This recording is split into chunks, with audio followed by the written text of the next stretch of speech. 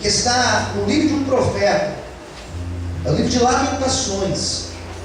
Lamentações de Jeremias. Ele vem logo depois do livro do profeta Jeremias.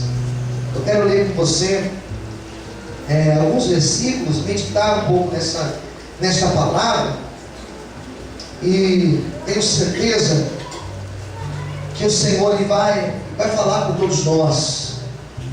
Quem precisa ouvir a voz de Deus, diga amém. Amém. Glória a Deus. Lamentações é um livro bem curtinho, bem logo depois de Jeremias e antes do livro do profeta Ezequiel. Capítulo 3 trata-se de um poema. Lamentações é dividido em 5 poemas, né?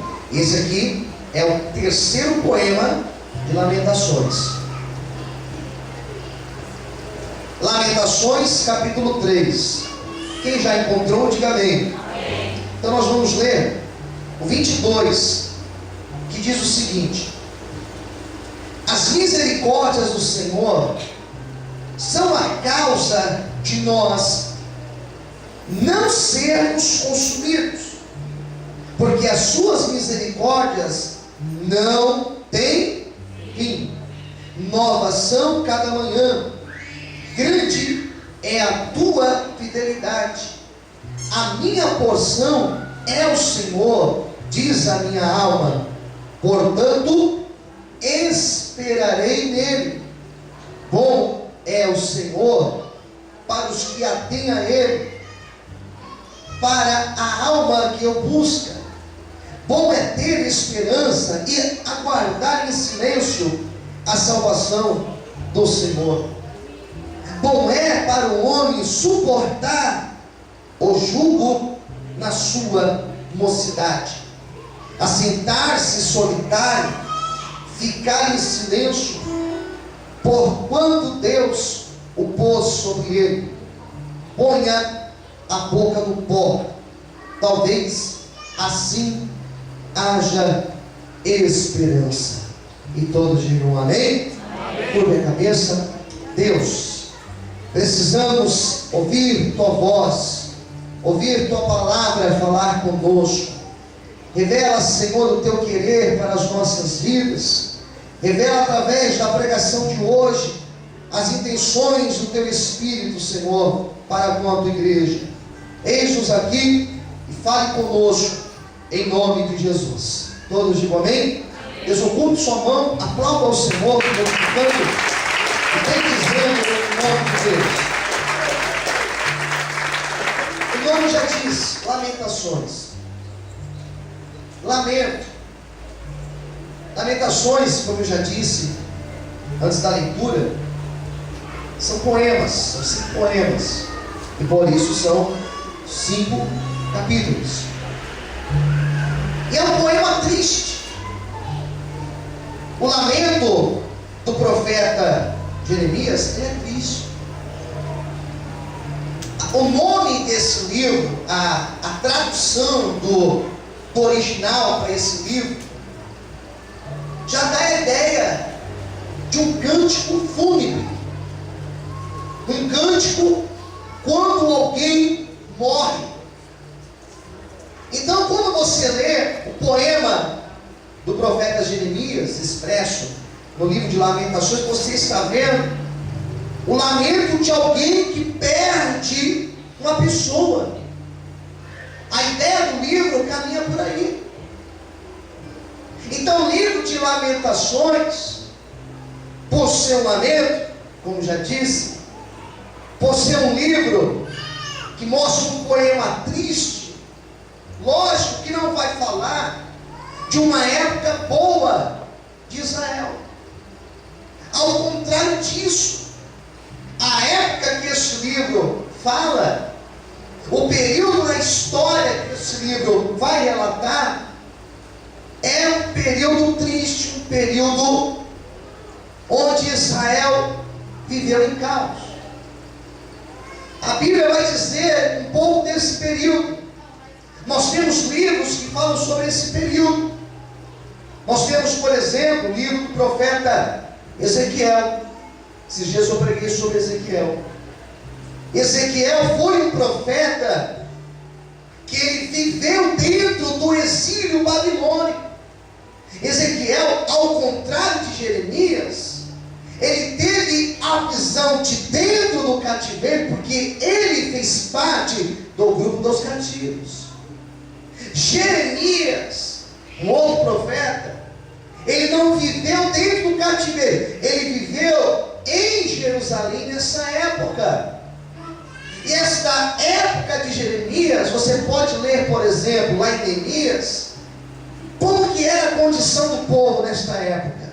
Quando você lê o capítulo 1 de Neemias, diz que Neemias estava na fortaleza de Suzã, recebeu a visita de um de seus irmãos, por nome de Hanani, e ele perguntou aos seus irmãos, ao seu irmão: como estão os judeus que ficaram em Jerusalém?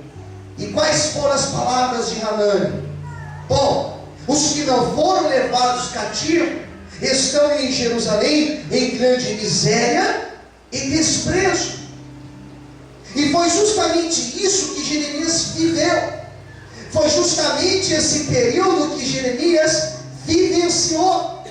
Um período onde Israel esteve em desprezo, onde Israel esteve em miséria, onde Israel esteve em angústia.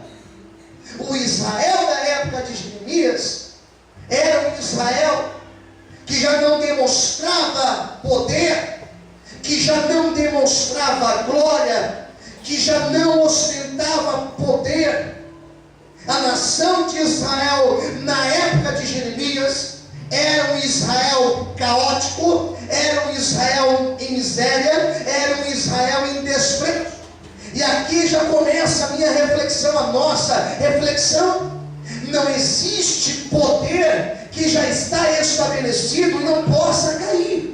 Existe sim o poder de Deus, que é único, que é sobre todos os poderes. Por isso que Deus, Ele é onipotente. Mas na terra não existe império, não existe condição em que a pessoa esteja e lá ele está intocável. O Israel que antecedeu esse período era um Israel próspero, era um Israel que tinha poder, mas era um Israel orgulhoso, era um Israel que batia a mão no peito e dizia: nós temos poder, nós temos dinheiro, nós temos agora a nossa terra e ninguém vai nos tirar daqui. O Israel da época de Jeremias era um Israel arrogante, era um Israel que se achava uma nação intocável. Só que Deus, quando Ele quer tocar, Ele toca. Quando Deus quer quebrar, Ele quebra. Quando Deus quer humilhar, Ele humilha. O Israel da época de Jeremias era um Israel que Deus estava humilhando, que Deus estava batendo,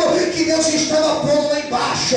Pastor, não entendi qual é o sentido da pregação. É aquilo que está lá em 1 Samuel, no capítulo de número 2. Deus abate e Deus exalta. Deus exalta e Ele abate. Aquele que se exalta, Deus abate. Mas aquele que se humilha aos pés de Deus, esse o Senhor exalta e manifesta a glória dele. Quantos podem adorar o Senhor nessa noite? Mais forte, as palmas ao Senhor.